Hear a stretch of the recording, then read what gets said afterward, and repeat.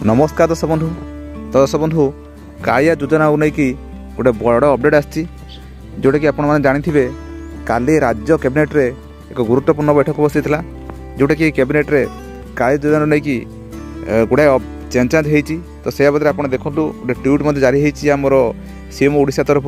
आप देखो ट्वीट के पढ़ी आप शुणी दूसरी तापर आपको कही आप कौन होती देखो कालिया योजना व्यापक कर चाषी परिवार कल्याण राज्य कैबिनेट रे होती बड़ निष्पत्ति भूमिहीन चाषी को अतिरिक्त 2100 प्रदान सह कालिया योजना आगामी 3 वर्ष में 6029.70 कोटी व्यय कर सहित एप्रिल 1 और सेप्टेम्बर 1 परिवर्ते जेकोसी समय कालिया सहायता प्रदान कर बुझीपे आपंकर कौन लिखाई तो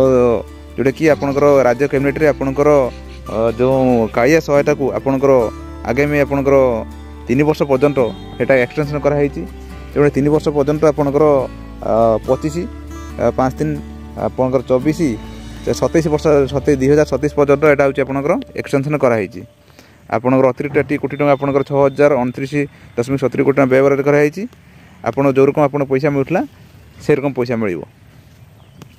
तो आपंकर ये आप भूमिहीन आपंकर भी व्यवस्था कराई आप देखो आप देखी दूसरी ये देखो आपंकर लिखाई भूमिहीन चाषी को अतिरिक्त आर्थिक सहायता देखो उद्यान और आनुषंगिक कृषि भूमिहीन चाषी को दिज्व अतिरिक्त 2000 सहायता कालिया योजना आर्थिक सहायता व्यवस्था आर्थिक वर्ष 2024-25 रु 2026-27 6029.70 कोटी टका मंजूर हो सहायता प्रदान समय परिवर्तन जो दिहूँ तार परिवर्तन कराई कालिया पैसा जो मिलूँ सेटा आप कहुई एप्रिल 1 और सेप्टेम्बर परिवर्तन जेकोसी समय आप कालिया सहायता आप देपर